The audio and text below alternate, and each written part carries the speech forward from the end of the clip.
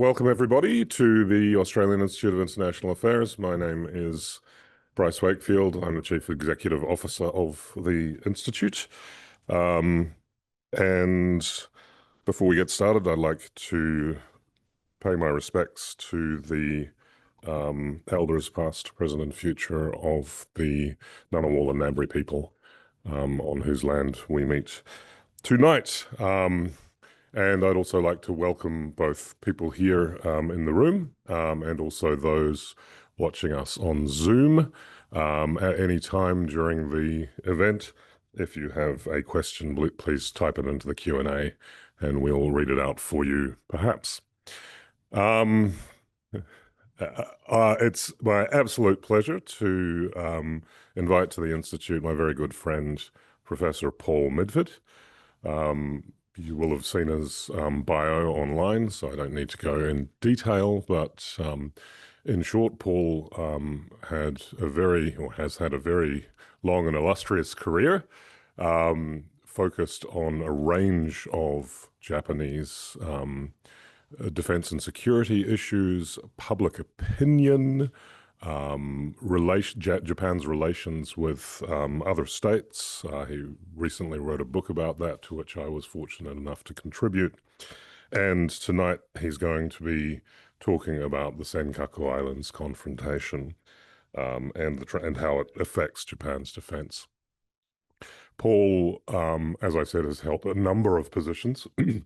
He's taught extensively in Japan, where he's now based at Meiji Gakuin University, but for a long time he was also based at Trondheim University in Norway, and he is a native of Southern California, is that correct? It's a bit more complicated. A bit more complicated. Native of the US. So please join me in welcoming Paul Midford to the stage. By the way, I have a clicker? Oh, it's there. Okay. Excuse me. Well, thank you, Bryce, for that very kind introduction and for inviting me here. This is, as I mentioned to many of you, this is my first time actually to be in Australia. So that's definitely a fringe benefit of this. But yeah, so as you can see, actually, I'll just point it out to you. It's a pretty thin book, but this is actually the book. It's a Hallgrave pivot book, but it's relatively thin, but I think I make a couple of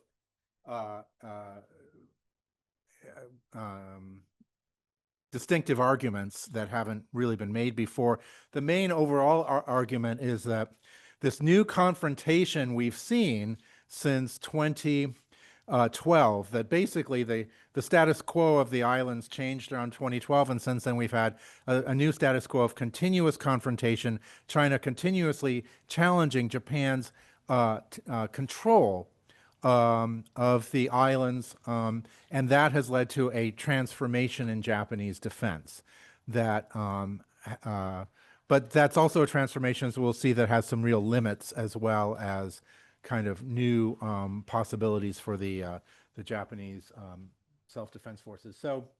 And basically, what we had until 2012 was this tacit conflict management regime between China and Japan that prevented that managed the conflict reasonably well, prevented it from harming the overall relationship. And my argument is that Japan is kind of, since the breakdown of that and this new status quo I just mentioned, we've had Japan has responded with essentially a defensive realist response, which is to return to its Cold War equilibrium of focusing on territorial defense. And it's kind of pulled back from making direct contributions to international security. This has also led to the new status quo has had huge impacts, as I'll show, on Japanese defense. It's also impacted Japanese domestic politics. It's one reason why Prime Minister Abe Shinzo came back into power in late 2012, and he, of course, has been quite influential in terms of changing Japanese defense policy. But again, I would argue the ways in which it's been changed are very much shaped by this strong interest and strong focus on defense of Japanese territory. and also in terms of strategy in the East China Sea, the real concept here is the so-called Southwest buildup or Southwestern Wall to defend the Senkakus and the nearby Sakishima Islands, which I'll go into a bit more later. And Japan has borrowed a concept from China and has developed its own version of the A2AD or anti-access area denial strategy from China. And you might know that in late 2022, Japan issued 3 new defense documents um, that did some important things like increase Japan's defense spending, decide to acquire offensive missiles, the so-called 3 defense documents or Anpo Sanbunsho. Those, I argue, are kind of the culmination of the changes that were set in motion by the new status quo that started in September 2012. So, as I'm going to argue, Japan is preparing to defend the Senkakus and Sakishima Islands, not Taiwan, and not to play a role as a military power beyond its own territory. So these are, of course, the islands between Taiwan, China, and the Ryukyus here. These are the Sakishima Islands I mentioned before. And the territorial, I won't spend too much time on the territorial dispute itself. Should I use a mic? Oh, okay, I'll try to stay at the podium. Okay. But the main characteristics of these islands, of course, I would argue, are their small and barren remoteness, which is why they became a territorial dispute emerged in the first place. That's true of most disputes over small islands in East China Sea and in East Asia, South China Sea too, and also in other places as well, like the Arctic. Mostly they have value as a bird sanctuary, i.e. the short-tailed albatross. And the reason that, in my view, neither China nor Japan has a very solid claim or an airtight claim is simply because throughout most of history, China, the Kingdom of Ryukyu, and then Japan were barely even cognizant of their existence. Also, this shift from the Sinocentric tributary system to the Westphalian system made a difference too. Westphalian system tends to obsess over claiming every bit of territory as someone's sovereign territory. Okay. Whoops, I think I just went backwards. I'm going backwards. Okay. Wait a minute. Okay, there we go. Okay.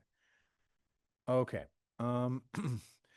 Yeah, so 2010 is when we see the breakdown of this tacit regime for managing the conflict. Oh, one other thing, I'm sorry, I just want to, one thing I'm having a little bit of trouble here.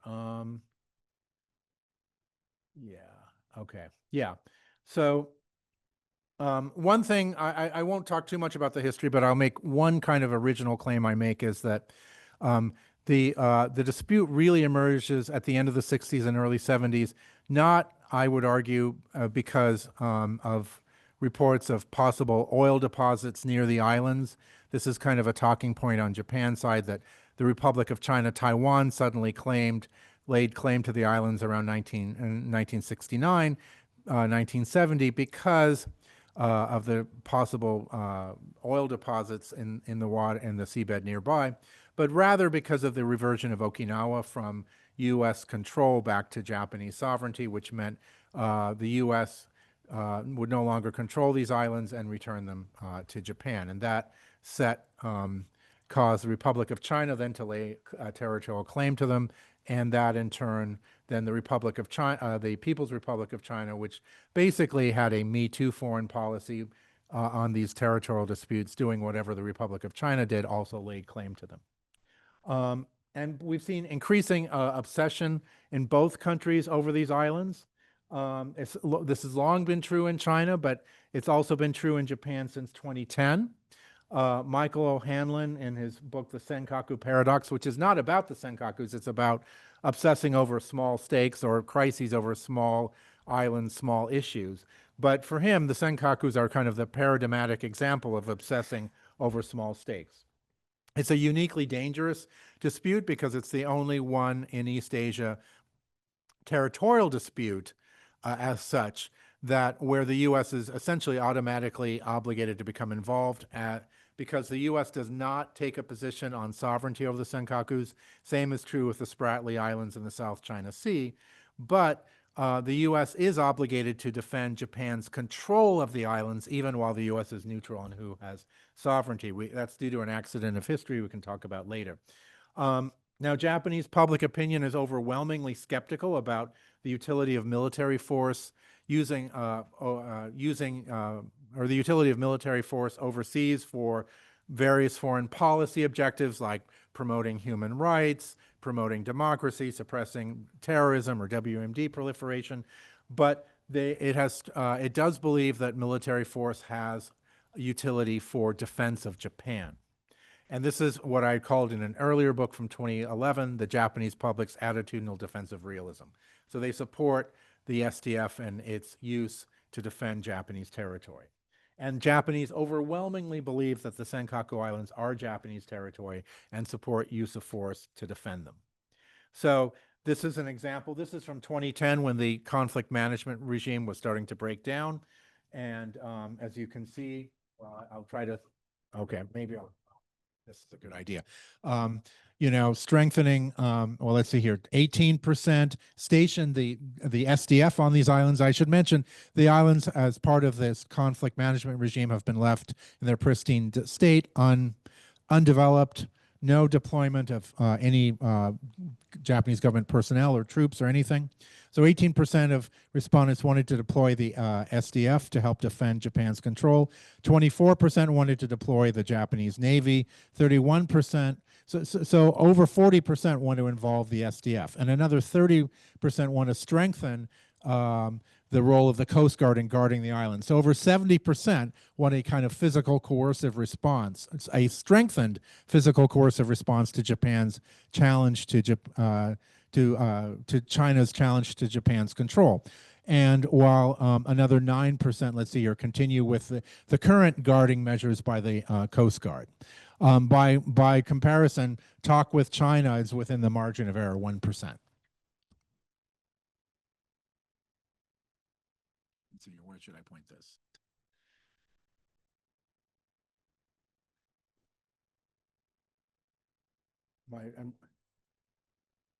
Okay, there we go. Oops, maybe I went back. Sorry, I'm kind of messing this up here. Okay, yeah. Okay, so as I said, 2010 was a turning point. I won't go into too much detail, but it involved a fishing boat, a Chinese fishing boat colliding with a Japanese Coast Guard vessel. The boat was seized. The captain looked like he was going to be tried under Japanese law, which would constitute an example of applying Japanese law to the Senkaku Islands, which China saw as an attempt to overturn the status quo. China responded with a lot of pressure. Eventually, the captain was released. This created the impression in Japan that the Democratic Party of Japan was weak and had given in to Chinese intimidation, created kind of a never again complex for Japan. And before this, most Japanese elites, I argue, did not really see China as a direct military threat. They were concerned about China's military buildup, but they did not think Japan had, or that China had hostile intentions towards them. But after this, they began to see China's intentions as being hostile and aggressive, especially with the Senkaku Islands. And this had a much bigger impact on not only how they viewed Japan, on how they viewed China, but how they decided they thought they should respond to this challenge from China. And the first evidence of a change in perceptions and in policy can be seen in the Democratic Party of Japan's National Defense Program Guidelines, or BOE Taiko, of December 2010. And we see the first military counterbalancing moves against China at that time. Particularly, we see a large buildup of Japan's submarine fleet, which is an effective offensive capability that can be used to, that could be very effective against China's Navy. We also start to see an emphasis on improving intelligence, surveillance, and quick response to low scale, small scale aggression. And along with that, a focus on outer island defense. So, and a real focus on kind of gray area aggression or gray area confrontations, conflicts that don't rise to the level of full-scale war. And behind this, we could see basically fears in Tokyo of a mischief reef type scenario. I would argue the thing that was keeping, and maybe still keeps, Japanese defense planners up at night is, this nightmare that they wake up the next morning and somehow China has snuck people and regular or irregular forces onto the Senkaku Islands, fishermen, so-called fishermen, etc. And then Japan is faced with the unpalatable choice of using force and maybe provoking a war with China to get them off, or losing the islands permanently. So Japan's position has been to be there 24/7 to make sure that China is not in a position to do anything on the islands. And again, this China's stealthy seizure of Mischief Reef in 1995 is the thing they really worry about. So the Taiko mandated the stationing of ground self-defense forces on Yonaguni, the Japanese populated island closest to Taiwan and closest to the disputed Senkaku Islands.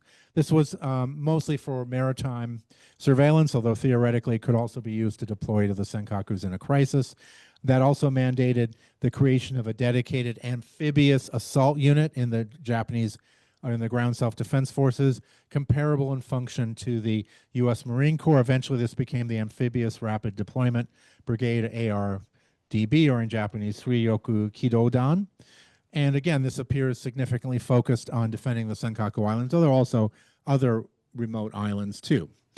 And then in 2012, we have the final demise of the conflict management regime.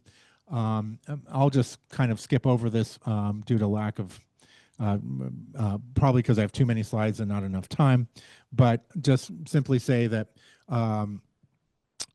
this bid to buy the islands by the Tokyo governor, I think for China, looked like another attempt by Japan to change the status quo by exercising Japanese law.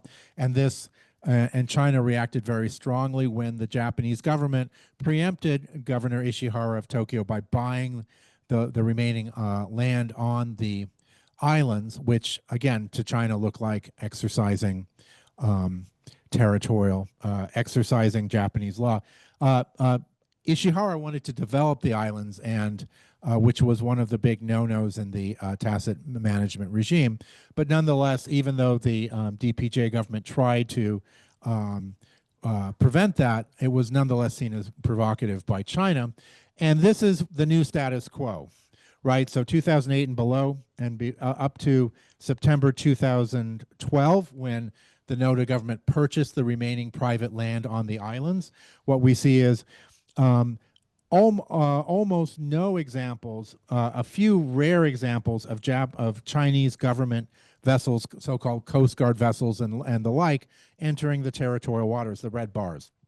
There were a few cases, but they're very rare.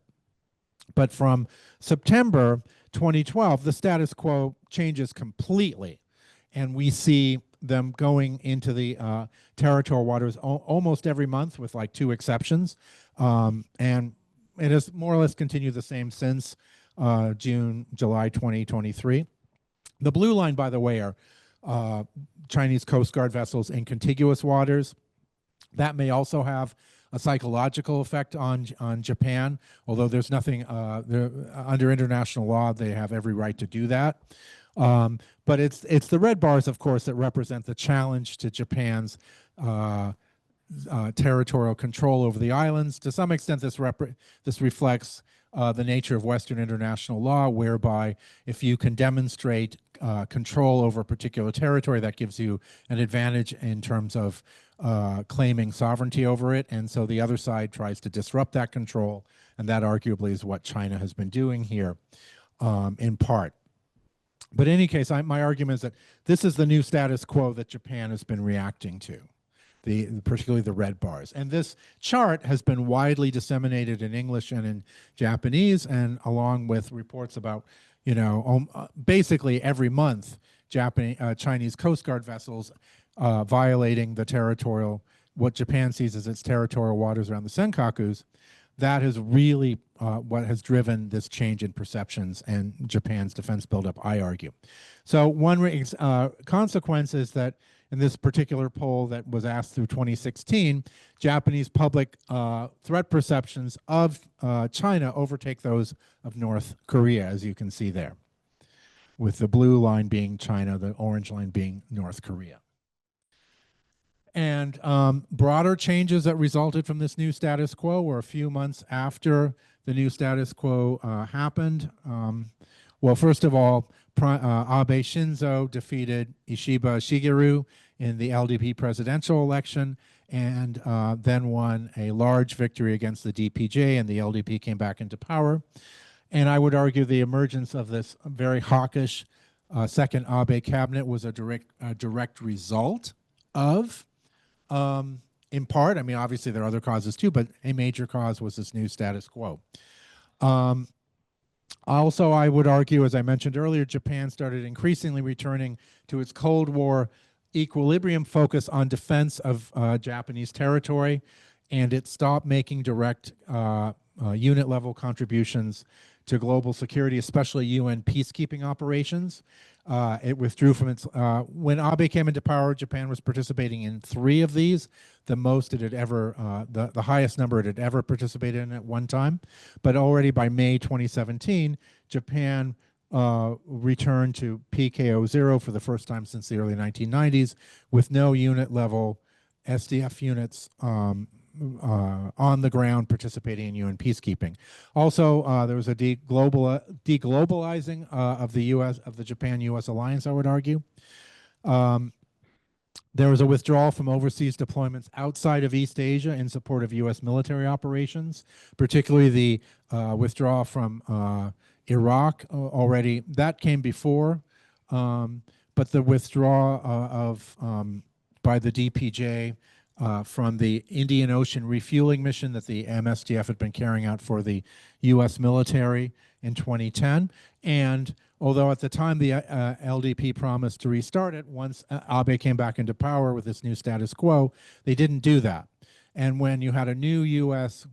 war against ISIS, military campaign against ISIS in 2014, Japan did not participate at all. And that, I would argue, reflects the fact that Japan had given up or decided it was not going to be involved in military conflicts outside of East Asia and was going to double down and focus on territorial defense instead.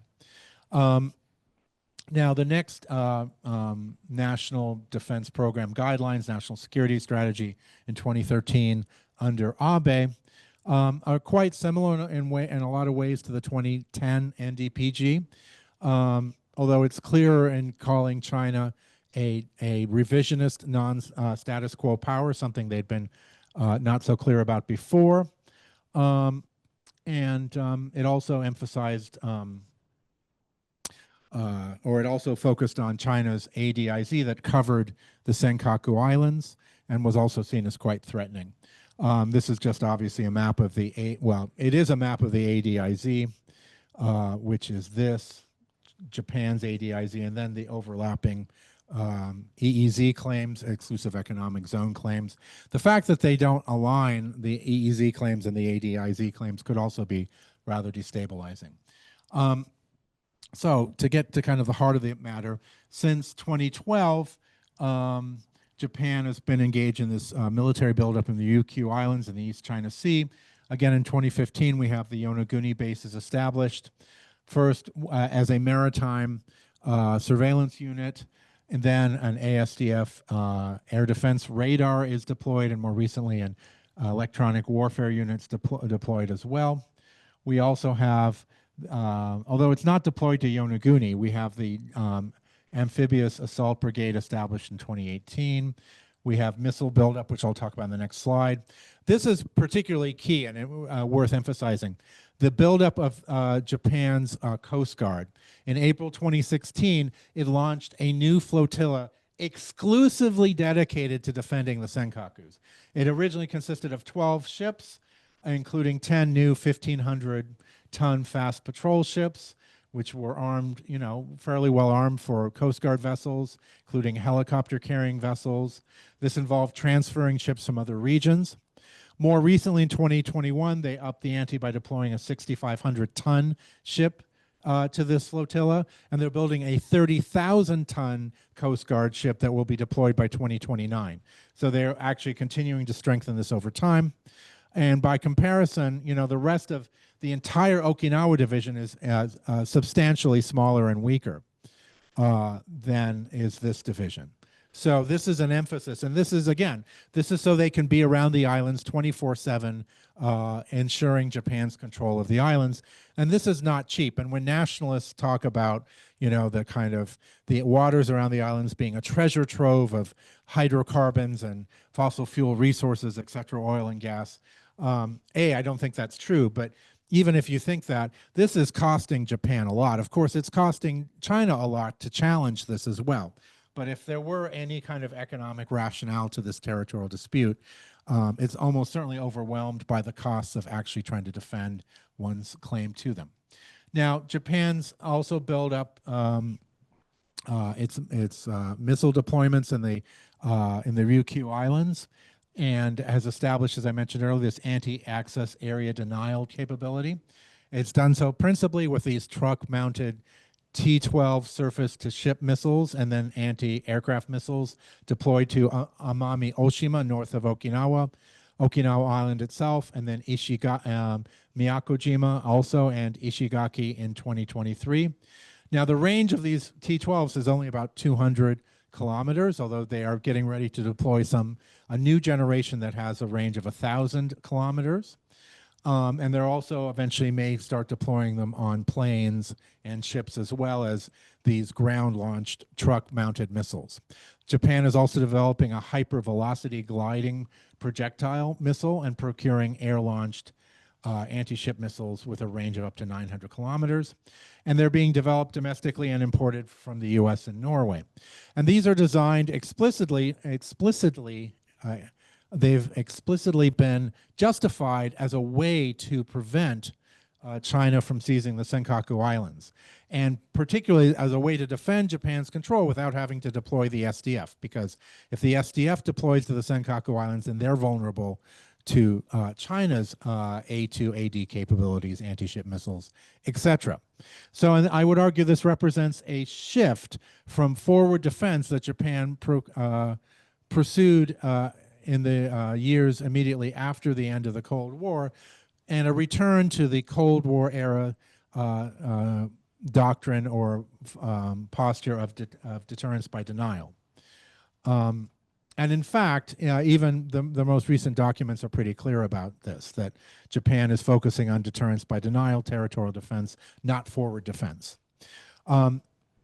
These missiles also have the value for the U.S. by potentially locking Japan's surface fleet out of the Western Pacific via the Miyako Straits, which I will talk about a bit more later. Japan's also enhancing its anti-submarine capabilities to complement its A2AD strategy. During the Cold War, Japan built perhaps the most robust ASW capabilities after those of the United States. And again, as I mentioned, it began a large submarine buildup from 2010. And in 2021, for the first time since the end of the Cold War, it added a third ship to its dedicated submarine surveillance flotilla. And it's also been, appears to perhaps be is reinforcing its Cold War era system of underwater and seabed sensors for detecting submarines, so-called SOSAs. In particular, a new SOSA's hydrophone was deployed to Yonaguni Island about 10 years ago. Electronic warfare. Japan has had capability since 1981, but largely neglected this capability until about 15 years ago, when it started developing a next generation capability, the so-called news system. It started deploying the system in 2021-22, mostly to the Ryukyus, like to places like Yonaguni. It's a very small unit, but it appears to lag well behind China in capabilities. And also, they're only defensive. They don't have any offensive capabilities, except they have the offensive capability to jam the the SDF's own radios. Why do they do that? Just for training. That's all. And this just shows the areas where you've had the deployments. So again, now I mentioned in 2008 you had a Signet base established here in Miyako Island. That was the first SDF deployment, but that was just a listening post. The first unit level deployment was to Yonaguni in 2015. I've mentioned that.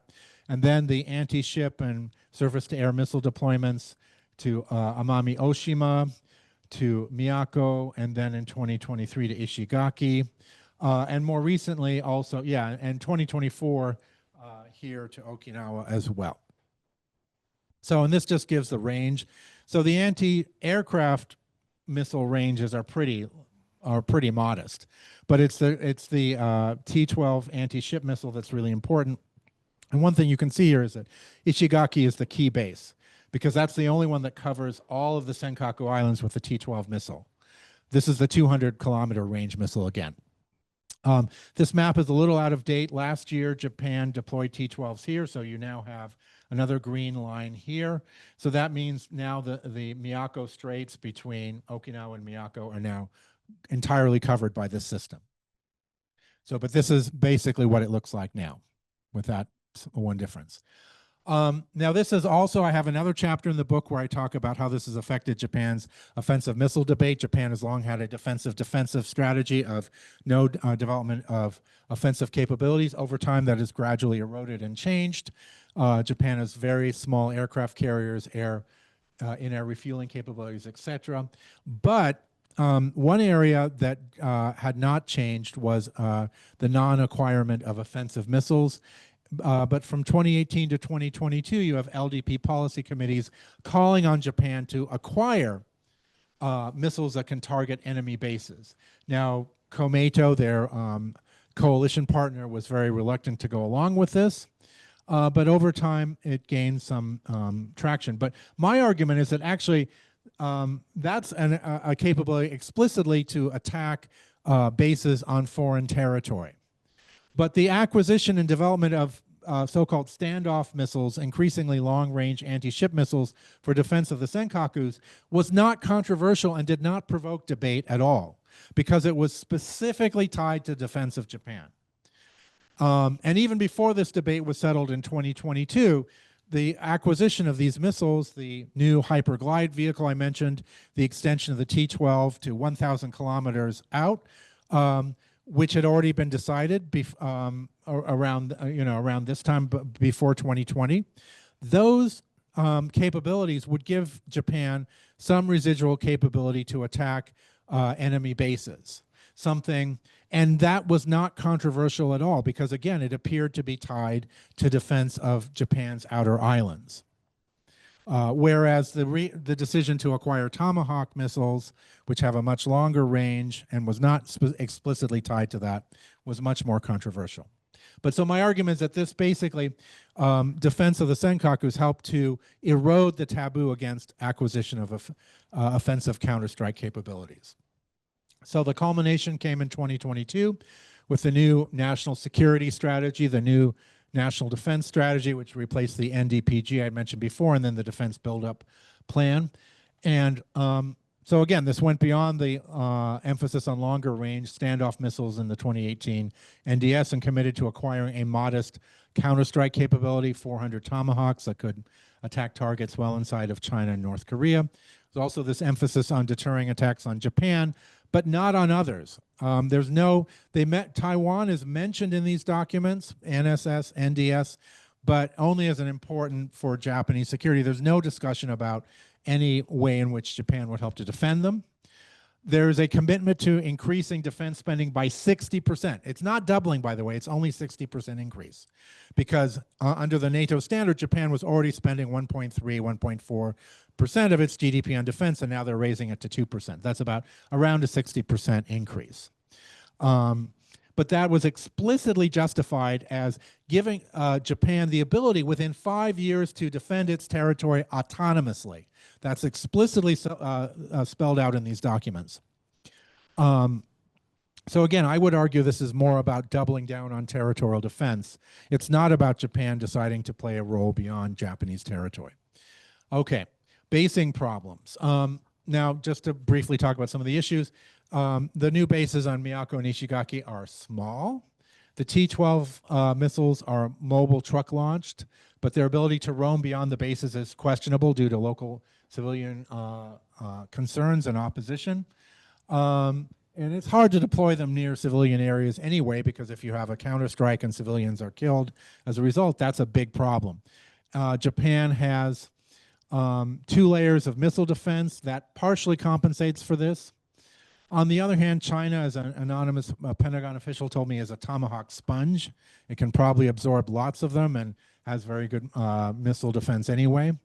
And there's even stronger opposition to deploying counterstrike missiles like the Tomahawk missile. The Ministry of Defense explicitly promised the residents of Yonaguni there would be no counterstrike missiles deployed there.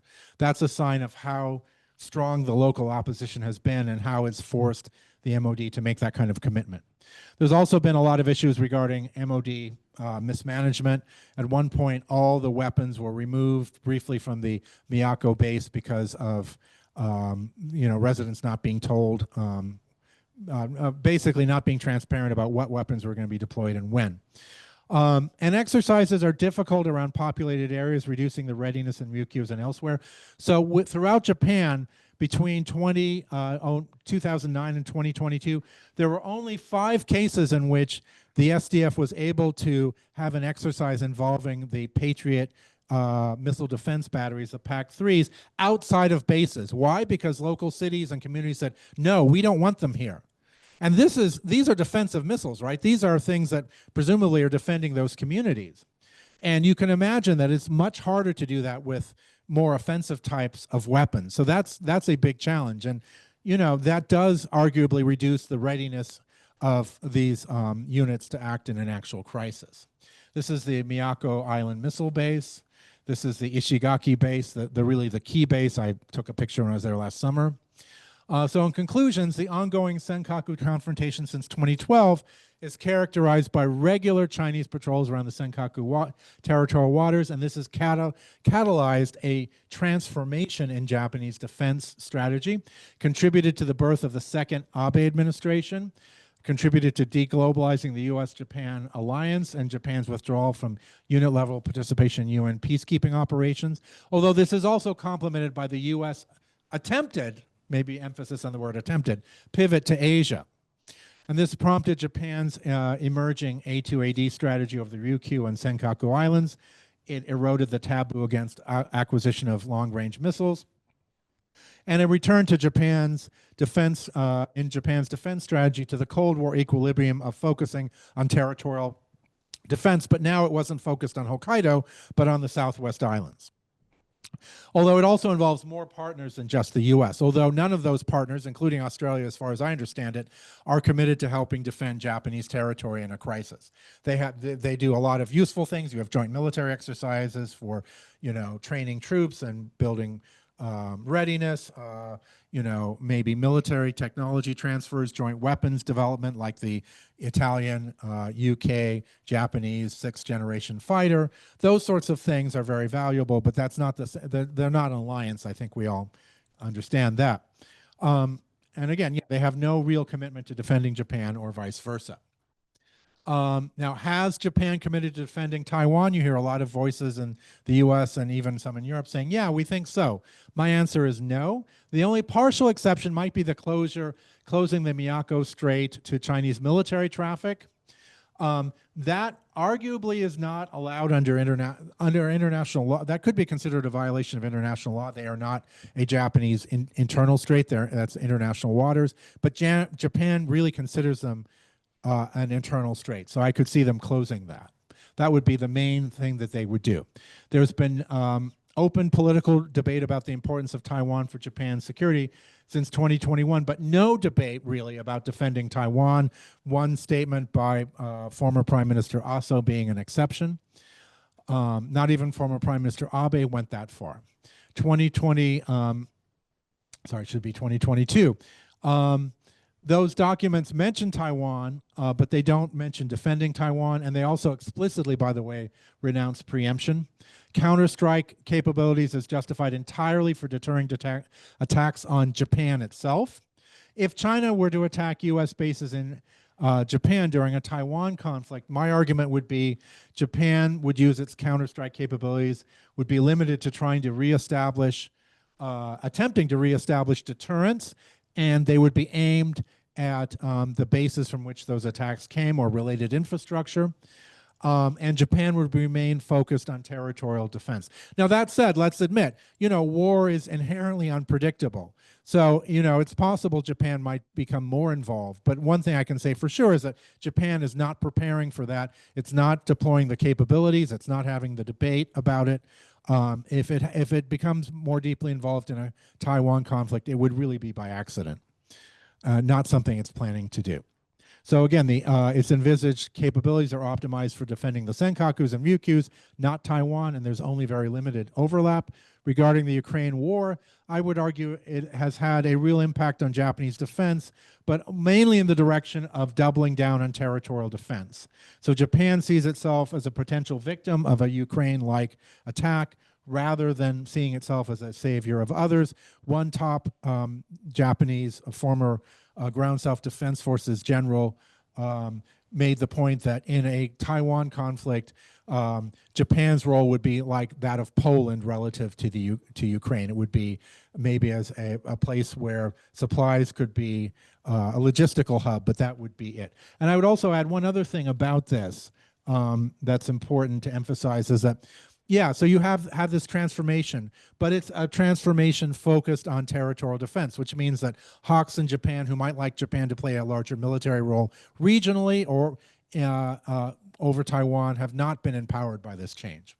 And I just put, this is just a graphic from the New York Times that just shows that during the large 2022 military exercises that the China put on during, right after Nancy Pelosi visited Taiwan, you had lots of Chinese military drones flying through the Miyako Strait. So Okinawa, Miyako, they were flying through the straits two ways, back and forth. Well, actually, I'm sorry, the Miyako's here, Okinawa's here. So they were flying through Japan's, obviously EEZ, which is perfectly legal under international law.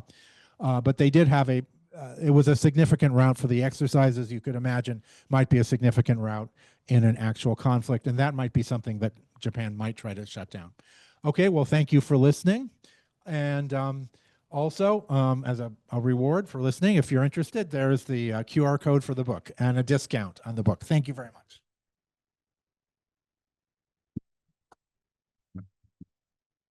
Should I sit down or stay here? Okay, I'll stay here. Yeah, okay. That's fine. Great, thank you so much, Paul, for that very detailed discussion on the Senkaku Islands. Of course, if you're on Q&A, read it and ask it. Do we have any questions from the floor? Of course we do, Alex. Thanks, Paul. I'm Alex Bristow from the Australian Strategic Policy Institute. We were talking briefly outside. Obviously, you've come to Australia, and I think it's your first time here, and Japan's investing heavily in the relationship with Australia, and you talked about the deglobalization of the US alliance. We were talking a little bit outside about, obviously Japan is investing in other partnerships. What does Japan expect to get from Australia? Would it expect Australia to have any role if it were to become involved in a territorial dispute with territorial conflict with China over something like the Senkakus? And it seems very timely because I think there's a good chance that Japan will be selected to a Japanese model, rather the Mitsubishi Heavy Industry model for the frigate will be selected as a general purpose frigate for the Australian Navy. Oh. There's a common narrative, and there are people in this room who would actually have been in government when this decision was taken, but there's a common narrative that one of the reasons the Abbott government didn't choose Japan for the submarines and went with the French was because there was a fear that they would be tying Australia's interests into conflicts that weren't their own up in Northeast Asia. Is there any risk that getting into conflicts like getting into capabilities like the frigates, getting into the strategic relationship between Australia and Japan might tie Australia into conflicts that aren't really its own, like the Senkaku dispute? Yeah, okay, well, thank you for that question. I mean, I think Japan would be happy if Australia did participate in helping to defend the Senkaku Islands if there were to be an armed conflict. I'm not sure they expect it. I'm not an expert on Australian foreign policy at all. I don't see any sign that Australia is going to commit to that. Although, again, I'm not an expert on that. And certainly Japan, I don't see Japan committing to defending Australia or other, strategic partners in the event of some kind of conflict involving China or elsewhere. They might provide support. Obviously, Japan has provided a lot of support to Ukraine in terms of, non-lethal weapons and other forms of aid. And, I can see Japan doing that in other crises, but I don't see Japan become militarily committing. I was even, after I published this book, I should say, I had a conversation with a U.S. military officer in Japan who was saying that, his SDF counterparts were explaining to him that, the SDF is only designed for defending Japanese territory. And I didn't emphasize this enough, but there's also not, the whole ideology, the whole raison d'etre of the SDF is territorial defense and things like, disaster relief, et cetera, maybe providing humanitarian relief overseas. But there's no kind of ideology about, the SDF is there to defend democracy or human rights or other countries. So that just isn't there. But you're certainly, as you highlighted, these strategic partnerships, starting with Australia, which I think everyone would agree is the number one most important partnership for Japan, and strategic partner outside of the U.S.-Japan alliance. Most of the benefits, again, as I think, have to do with, joint training, joint exercises, cross services agreements, sharing supplies. Maybe if Japan participates in unit level UN peacekeeping again, cooperating in that area, again, disaster relief. And as you were pointing out, co-development and weapons sales. So I actually was not aware that the next generation Australian frigate might be a Japanese designed frigate. Again, I have to admit, I'm not an expert in kind of the implications of those kinds of weapon sales. I don't think they would I don't see how they would force Australia to become involved in, say, a conflict over the Senkaku Islands, et cetera. So I guess I wouldn't see that as having a big risk for Australia, but I have to admit that's not something I really have focused on per se. But that is one of the key benefits of these strategic partnerships, maybe the most important, which is weapon sales, co-development of weapons. Again, the UK, Italy, Japan, co-development of a sixth-generation fighter, which also means that Japan is less dependent on the U.S., which is something I didn't talk about in this talk. I've talked about other times, which is already with the first Trump administration, Japan, understandably, like other U.S. allies, has been much more worried about abandonment by the U.S. and an increasingly erratic U.S. foreign policy and now and even unstable domestic politics in the U.S. And I think in the second Trump administration, this has become even clearer. And so, co-developing with Italy and UK seems like, I would argue, a safer bet. And cooperating with Australia seems like a safer bet because, as far as I can see, and I think people in Japan see, Australia remains a stable, predictable, liberal democracy.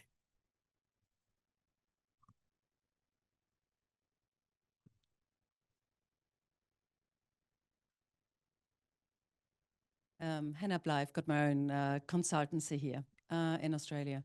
My question is, why is Japan, or what does Japan expect then out of the Quad, which is a multilateral sort of agreement? So if it's defense of its own territories, but then also being part of the multilateral, what's your position on that one? Okay. The Quad, excellent question. I actually wrote about this more in my 2020 book than in this book. I didn't really focus on multilateralism in this book. Or actually, this isn't really even multilateralism. I would call it more like mini-lateralism. It's clearly defensive focused. It's clearly focused against China.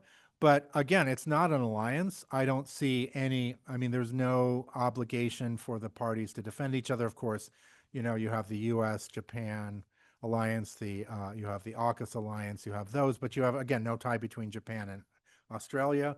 And of course, India is not an alliance partner at all. So I think the main benefits of the Quad are, first, again, joint military exercises, the Malabar multilateral naval exercises. Those are undoubtedly useful for developing capabilities and preparedness for the navies, other types of military exercises among them.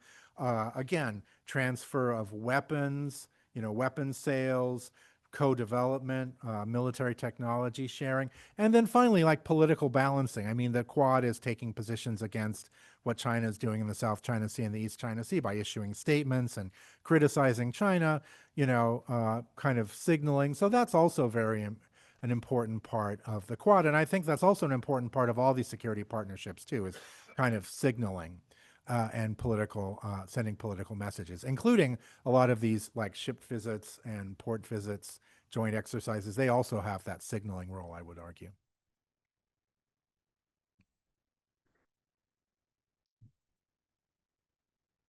Good evening, Professor Peter McDermott, previous Defence Attaché to Japan and graduate of the Japanese Defence College.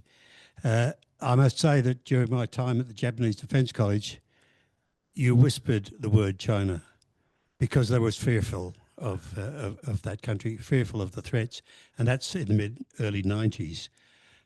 So I would suggest that you said the elites were not looking towards China as a direct military threat. Maybe that might be part of the population of observers, but certainly the military were looking at it.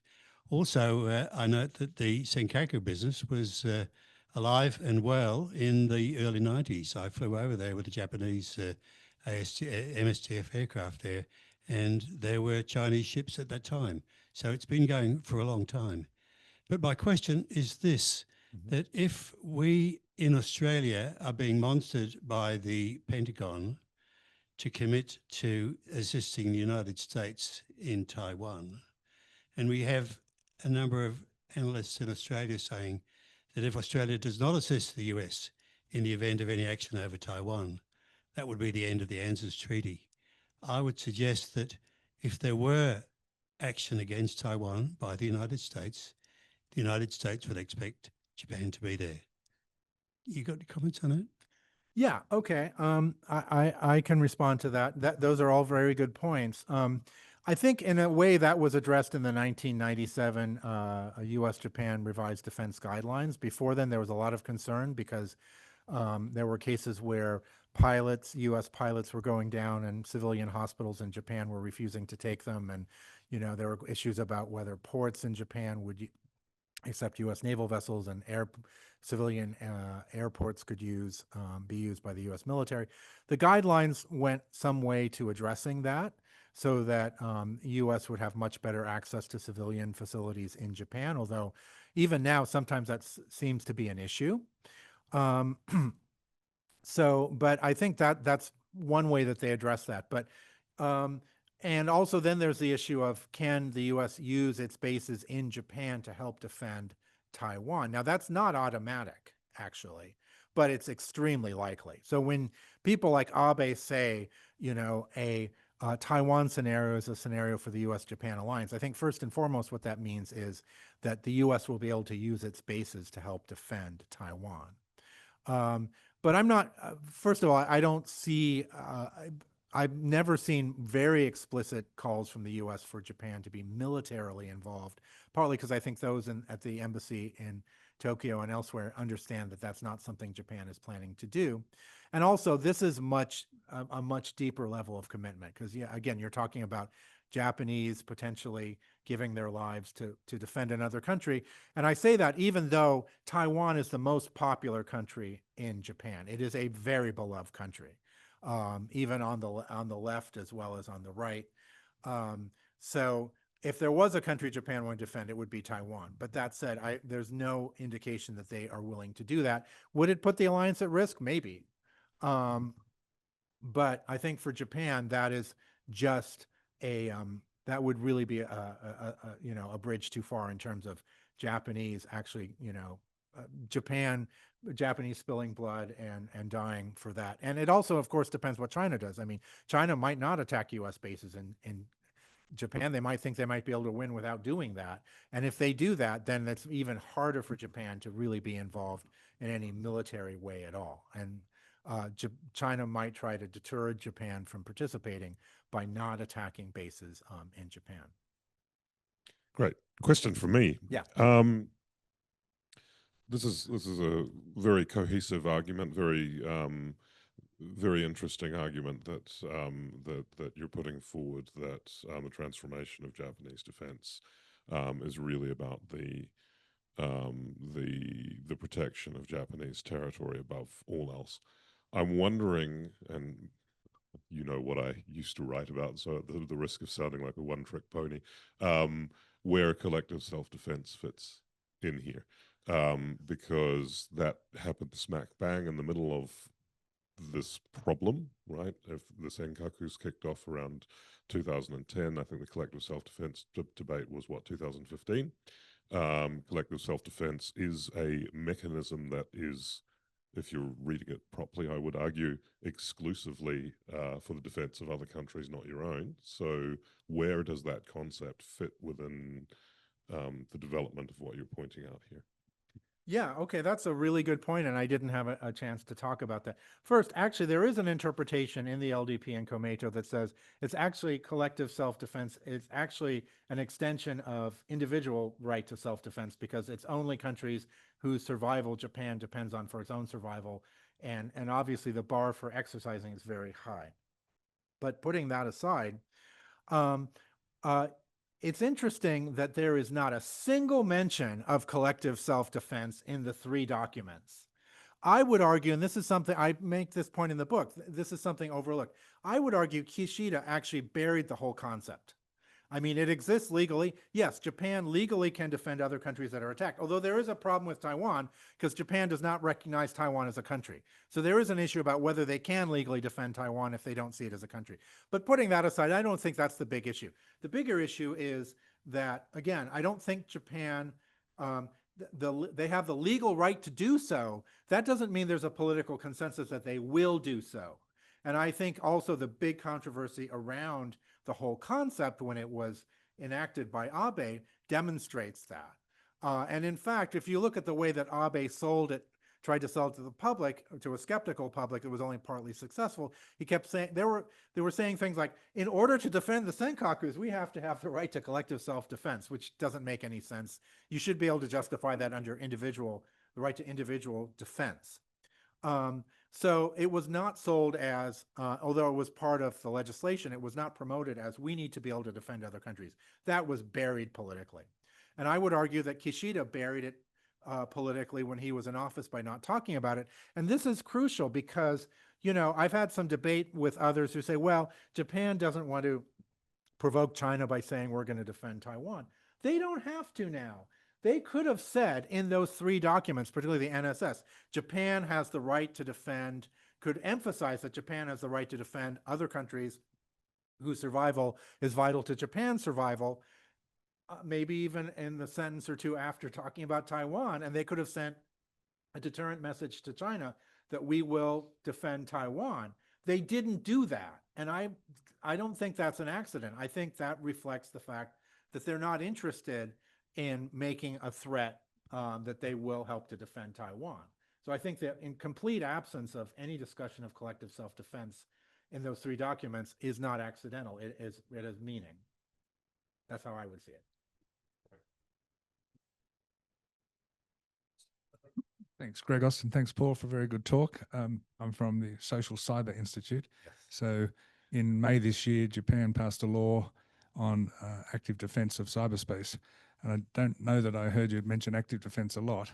So it bridges the territory between self-defense of Japanese territory and what Japan might then do on the international stage. And in fact, some analysts have interpreted the new law to suggest that Japan can preemptively attack, or has the view that it might preemptively attack cyber assets in another country to prevent an attack, even if the attack hasn't started. So be grateful for your view on active defense prompted by the cyber event. Thanks. Yeah, cyber defense isn't an area I look at very closely, but my sense is that if it comes to cyber defense is an area where Japan has much more latitude to take offensive or even preemptive action. Although, again, the three documents explicitly said Japan will not engage in preemption. And Prime Minister Kishida even added at the press conference where he announced the three documents that preemption is illegal under international law, as he saw it. So that's a barrier. But I think the threshold or the barrier to using to preemption or offensive operations in cyberspace is much lower. Because I think when people think about, when Japanese think about offensive operations, they're talking about the military. And that's really what I'm talking about. The use of the SDF, the use of military force in its traditional sense. So I think the barriers there are much lower. I just actually want to go back to this earlier question about, I'm sorry, I didn't catch your name, the defense attaché. Just two brief points. Yeah, in the 1990s, China wasn't talked about a lot. There were people who were worried about China as a threat. I think one reason they didn't talk about it much was because it was politically sensitive for other reasons, because of this whole issue about, you know, what Japan had done in China, the kind of aggression it committed. There were serious attempts to try to reassure China. I think that had a lot to do with why China wasn't talked about so much as a military threat then. I mean, even, you know, the US wasn't talking about them as a military threat then. And you're also right that, of course, you have all these conflicts over the Senkakus going on in the 1990s, these blow-ups. I talk about them in the book, but I've talked about them, many others have talked about them, so I didn't talk about them tonight too much. Most of those, by the way, are non-state actors and not the Chinese government. They're activists from Hong Kong and Taiwan. And it's interesting, they're not active anymore. Hong Kong used to be a hotbed of some kind of greater Chinese nationalism when it comes to the Senkaku Islands. That's no longer true. Taiwan does claim the islands, and they are militant, very clear about that. But again, they're not so much involved in that. But what we've really seen the change is not only from like Chinese fishermen going into the waters, but now Coast Guard vessels. And that really wasn't something China was doing back at that time. So we have lots of blowups, lots of political tensions with China, but also with Taiwan as well at that time. But the new status quo is really China sending these Coast Guard vessels regularly through the waters, and also over time sending in bigger, better armed ships than they did before. That's the real new status quo of confrontation since September 2012. Again, almost every month. So, but thank you.